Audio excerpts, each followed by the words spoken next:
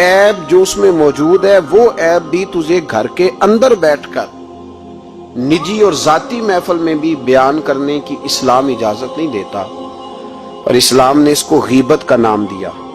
اور میرے نبی پاک صلی اللہ علیہ وسلم نے فرمایا یہ فعل کہ تو گھر کے اندر بیٹھ کر کسی کی عزت کے بارے میں بات کرے، سمجھ لے تو نے زنا سے بھی برا کام کیا، یہ بدتر ہے زنا سے بھی۔ یہ جو زیادتی اور ظلم ہے نا میرے بھائی، اس کو اسلام نے اس قدر زیادہ ناپسند کیا، اور اس پر اسلام نے اس قدر زیادہ احکامات بیان کیے۔ میرے نبی کریم صلی اللہ علیہ وسلم نے فرمایا قیامت کے دن اللہ مظلوم کے ساتھ ہوگا۔ اللہ کس کے ساتھ ہوگا؟ قیامت کے دن اللہ مظلوم کے ساتھ ہوگا۔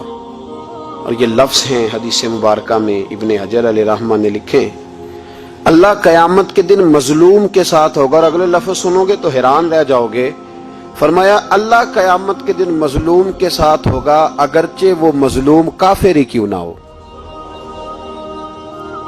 اگرچہ وہ مظلوم اللہ اس کے ساتھ ہوگا۔ اللہ قیامت کے دن مظلوم کے ساتھ ہے، اگرچہ وہ والا رٹا نہیں کہ میری برادری کا ہے تو میں نے سپورٹ تو کرنی ہے نا۔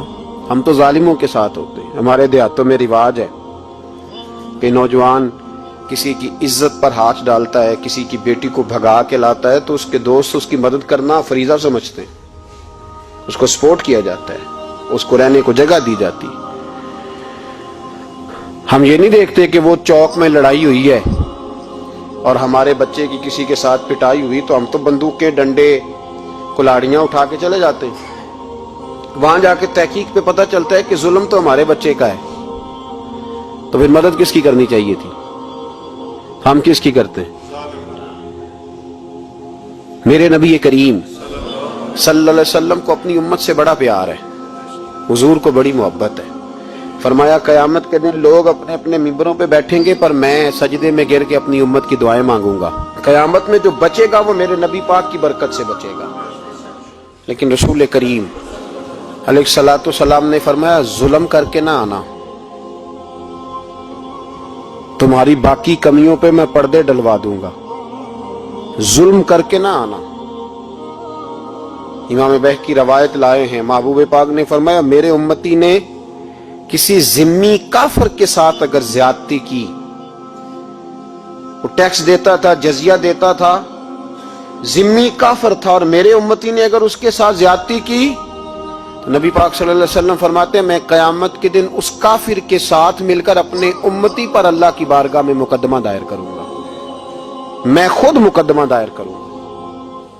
یہاں ظلم کی آندھیاں چلتی ہیں، طوفان چلتے ہیں، لوگ دوائیوں میں ظلم بیچتے ہیں، لوگ تعلیم کے نام پر ظلم کرتے ہیں، لوگ خیر کے نام پر ظلم تقسیم کرتے ہیں۔ یہاں اللہ اکبر ایسے ایسے رنگ دیکھنے کو ملتے ہیں۔ اب بنے گا کیا؟ کیا ہر زینب اسی طرح تڑپ کے چلی جائے گی؟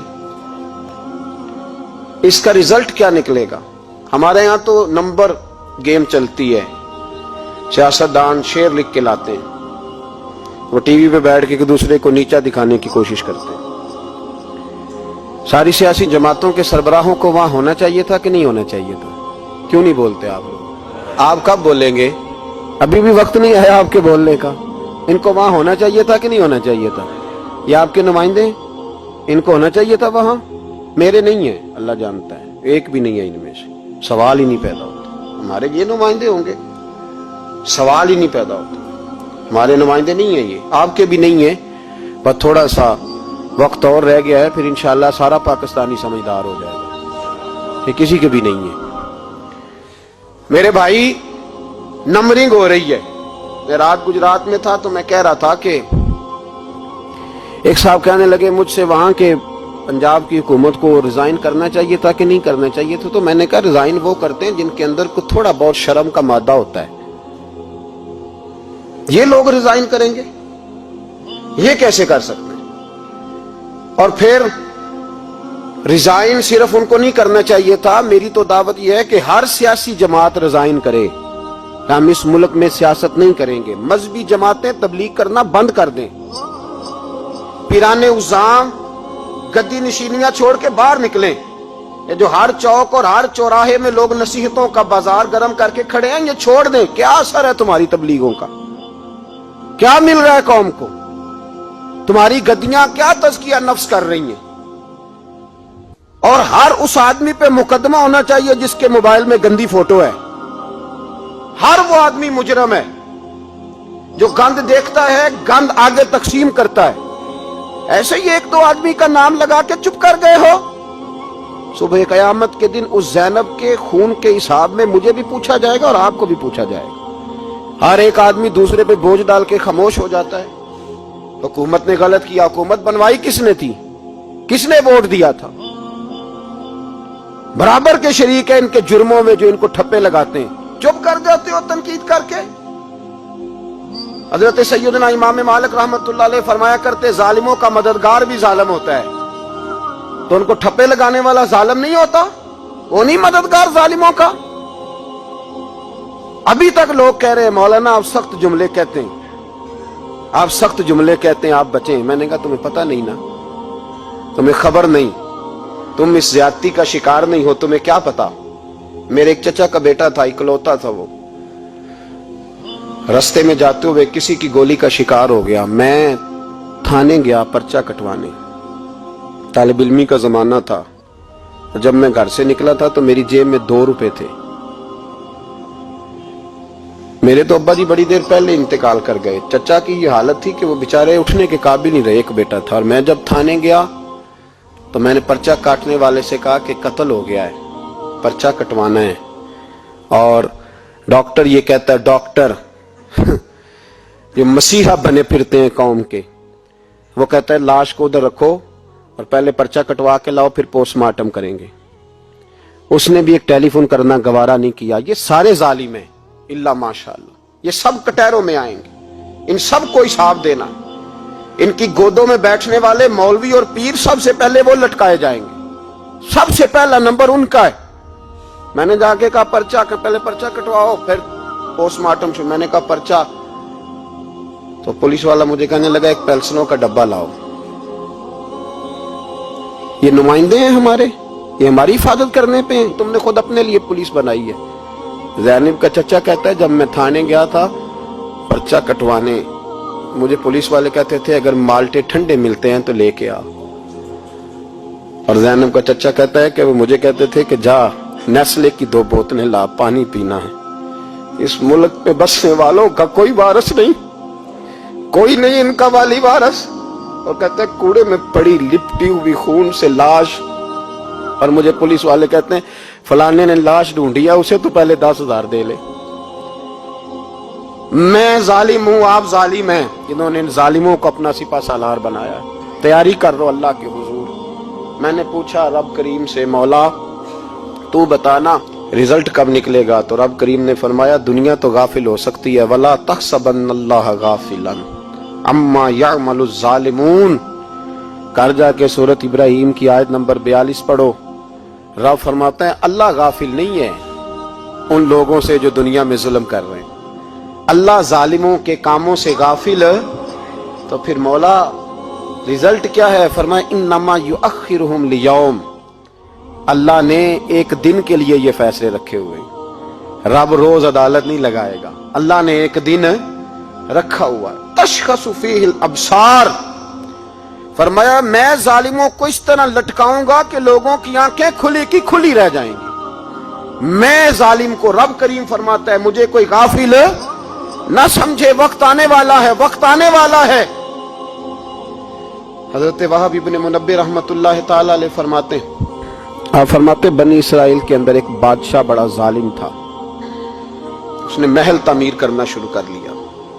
محل بن رہا ہے، محل کے بیچ ایک جھونپڑی آ گئی، کٹیا ایک بوڑھی عورت کی. تو بادشاہ نے اس بی بی سے کہا کہ یہ کٹیا، یہ جھونپڑی دے دو، میرے محل کا نقشہ خراب ہوتا ہے. تو بوڑھی کہنے لگی میں بیوہ بھی ہوں، بے اولاد بھی ہوں.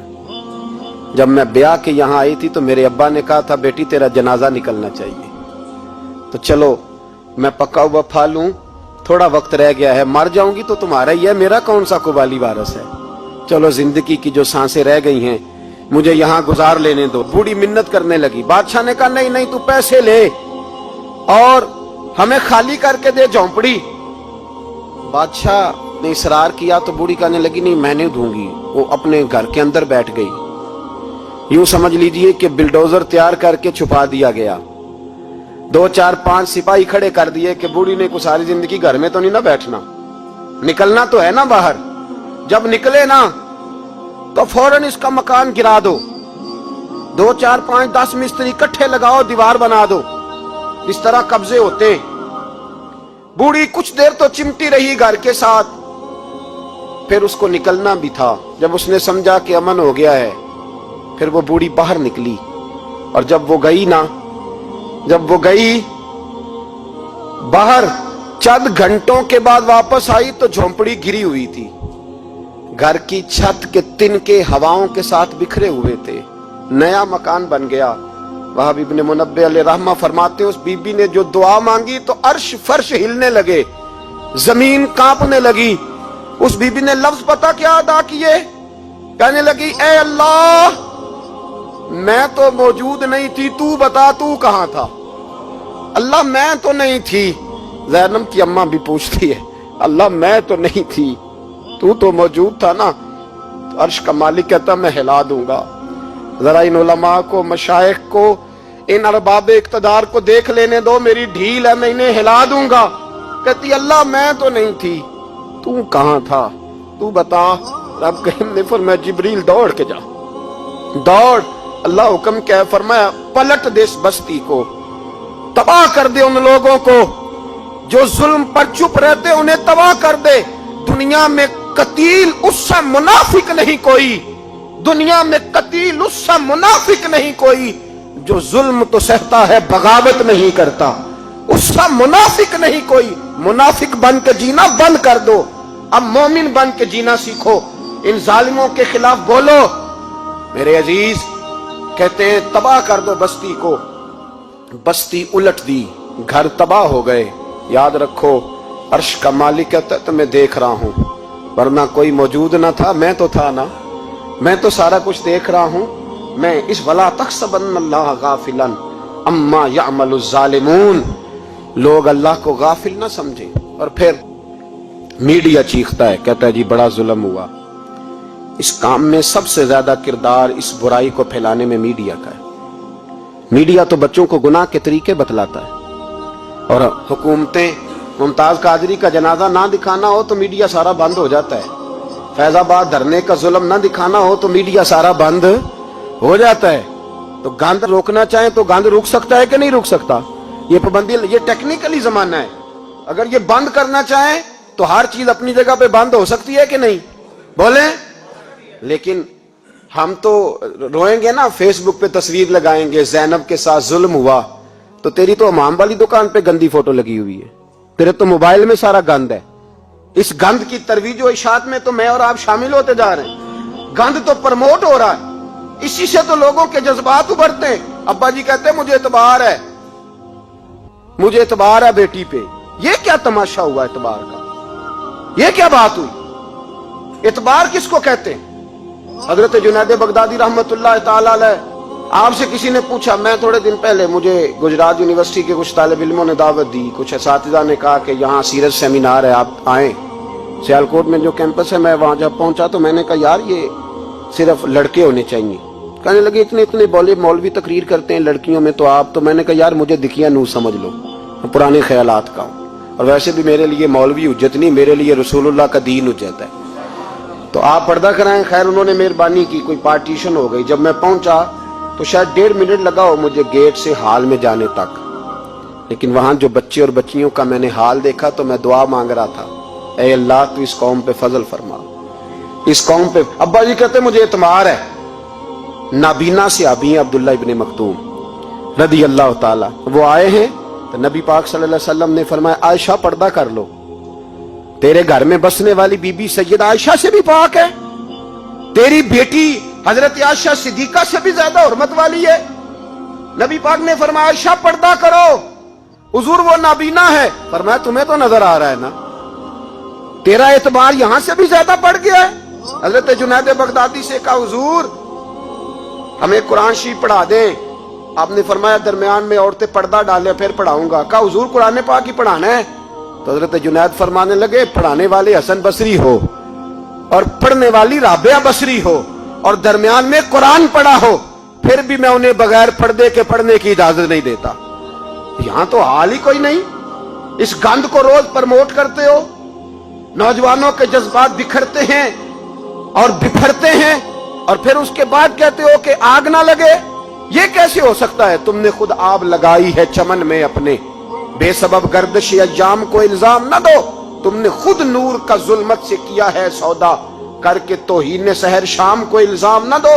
ओ भाई याद रखो, जब तक ये गंद रहेगा फहाशी और उरियानी रहेगी। इंडिया के अंदर ज्यादती के वाकयात ज्यादा है पाकिस्तान की निस्बत। क्यों?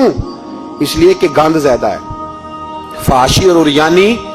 इस्लाम ने तो नजर तक पर पाबंदी लगा दी, कहा अपनी नजर भी मोमिन झुका के रखे। जो चीजें सबब बन सकती हैं उन पर भी पाबंदी लगा के रखी।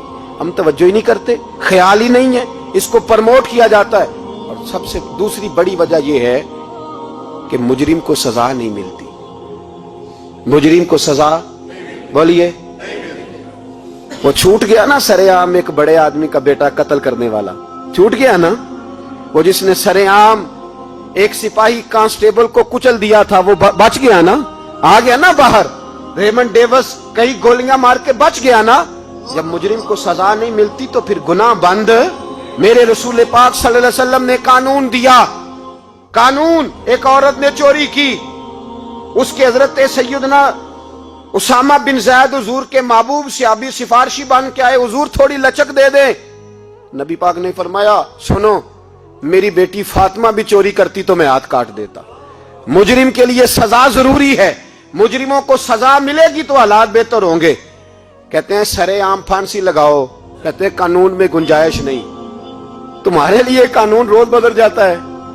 जब मुतालबा किया गया ना कि सरेआम फांसी, जाग रहे हैं आप लोग, कैसे हो गए जी? चले मैं दुआ करता हूं, अल्लाह करे मेरी कौम जाग जाए, आमीन तो कह दें। अल्लाह करे आप लोग जाग जाएं और जागते रहें। आला हज़रत ने फरमाया था, मशवरा दिया था, सूना जंगल रात अंधेरी छाई बदली काली है, सोने वालों जागते रहना क्योंकि चोरों की रखवाली है। सूना जंगल रात अंधेरी छाई बदली काली है, सोने वालों जागते रहना, चोरों की रखवाली है। कहा गया सरेआम फांसी दो तो कहने लगे आइन में गुंजाइश नहीं चौक में फांसी देने की। और तुम्हारी जरूरत पड़े तो आइन में तरमीम हो जाती है। तो आज ज़ैनब को जरूरत पड़ी है तो क्यों तरमीम नहीं हो सकती? आज एक गरीब मजलूम माँ को जरूरत पड़ी है तो तरमीम क्यों नहीं हो सकती? इन्हें चौक में फांसी दो, इन्हें लटकाओ, इन्हें काट कर कुत्तों के आगे डालो ताकि हर एक की बेटी महफूज रह सके। और वो ज़ैनब किसी और की बेटी नहीं, वो मेरी बेटी है, वो मेरी बेटी है। अभी 6 साल की बेटी सीने पे लिटा ना और फिर उस बाप का दर्द महसूस कर, तुझे अंदाजा हो कि बेटी तो बेटी होती है। हातम ताई की बेटी नंगे सर दरबारे रिसालत पे आई तो मेरे नबी पाक ने चादर दी।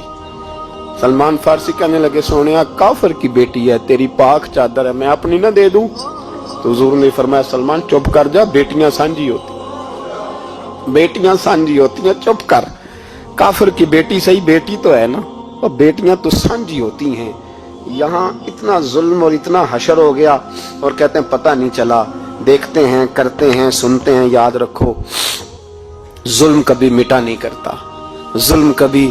इसलिए ज़ैनब भाई, ज़ैनब तो मेरी बेटी है, ज़ैनब तो तेरी बेटी है, ज़ैनब तो उम्मत की बेटी है, ज़ैनब तो पाकिस्तान की बेटी है, ज़ैनब तो हर उस शख्स की बेटी है जो किसी भी बच्ची का बाप है, जो किसी भी बच्चे का बाप है। वो मिल्लत की बेटी है, इसलिए वो दुख किसी एक का नहीं, वो सब का बराबर का है।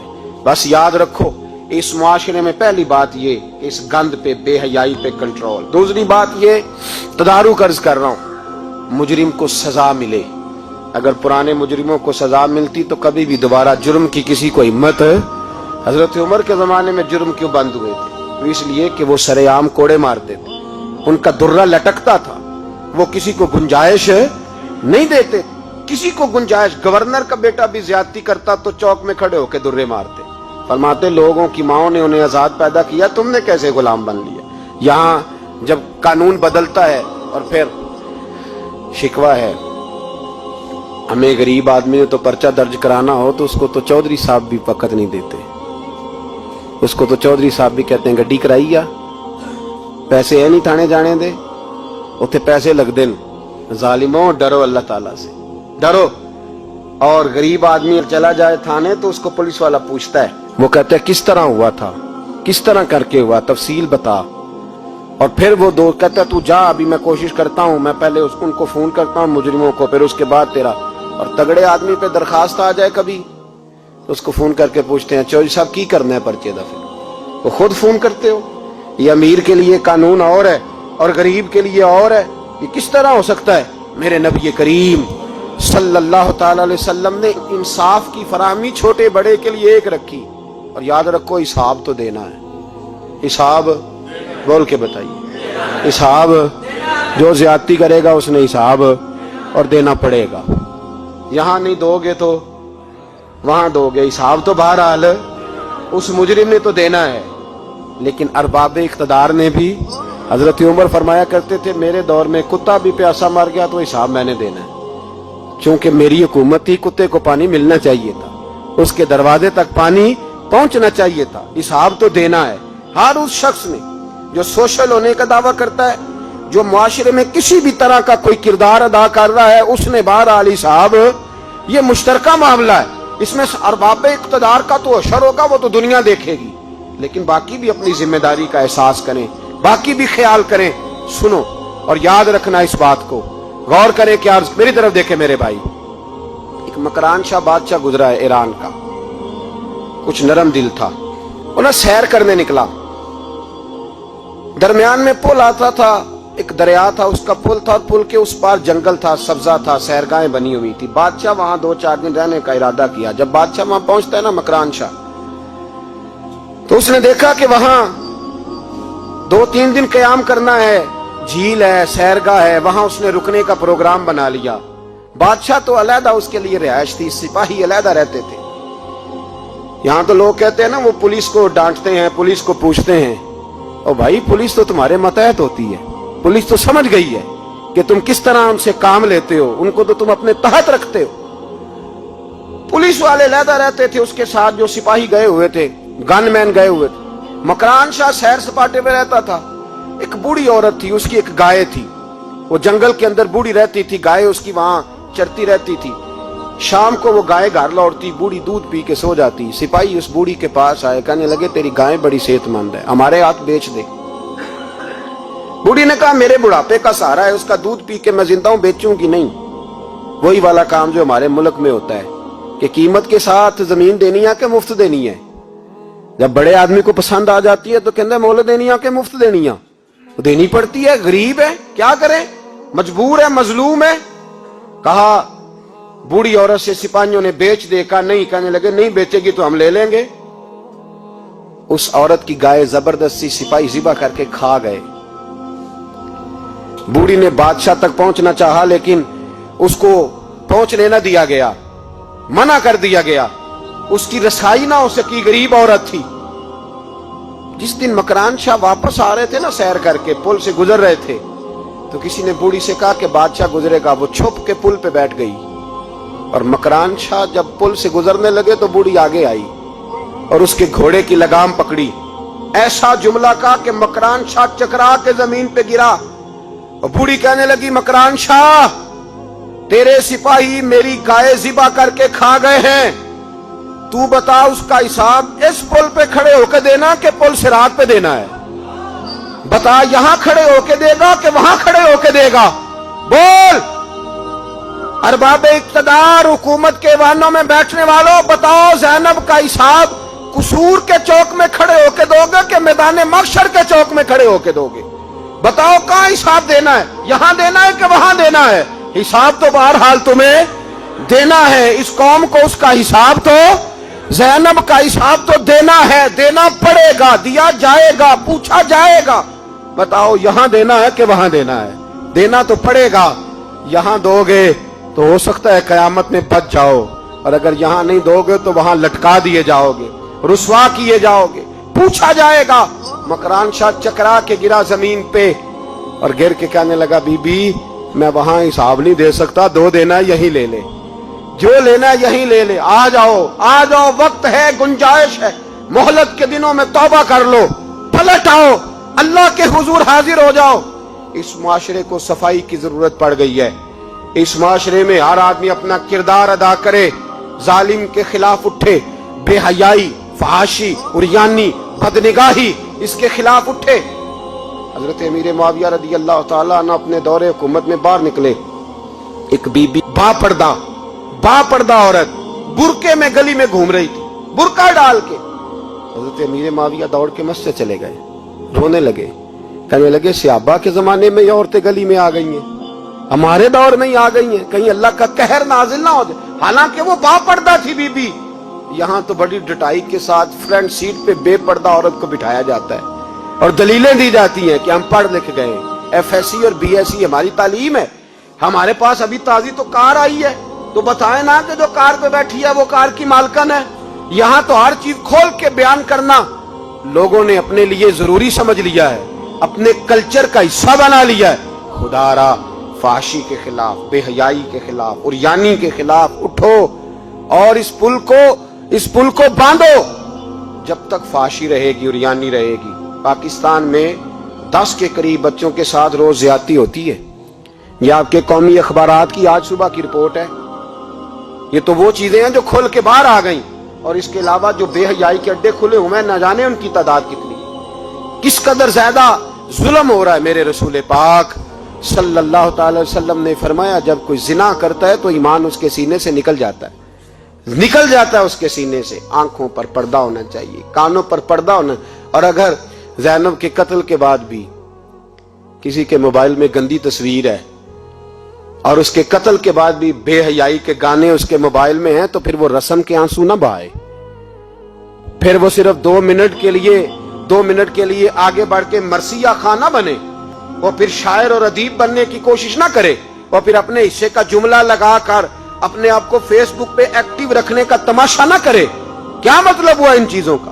اگر ابھی بھی برائی کے خلاف نہیں اٹھنا، بے حیائی اور فحاشی کے خلاف نہیں اٹھنا، میرے عزیزو آخری بات سننا اور اس کو ہمیشہ یاد رکھنا۔ میرے نبی پاک صلی اللہ تعالی علیہ وسلم نے فرمایا ہے کسی ایک